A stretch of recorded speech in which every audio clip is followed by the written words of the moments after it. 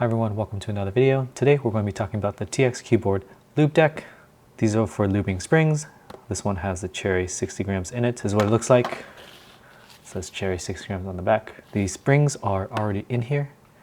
This is the TX oil. On the bottom there's a piece of plastic to catch the lube. The way this works is you open the top,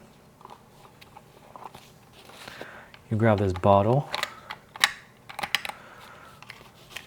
Since the spring's already in here and there's a plastic reservoir on the bottom to catch it, what you do is you take the oil, shake it up, make sure it's evenly distributed.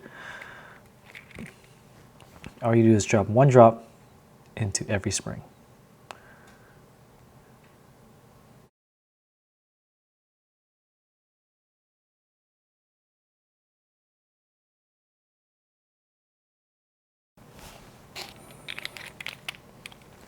From there you close the container, put that aside. What you do is take the plastic top, cover it. These little recesses will kind of keep the spring in there. Shake it a little bit. And that's it. You take off the top. After you've lubed your springs, you can take them out with a little push pin or just dump them all out. I like to grab them out with a push pin, just like so. That's it. Thanks for watching.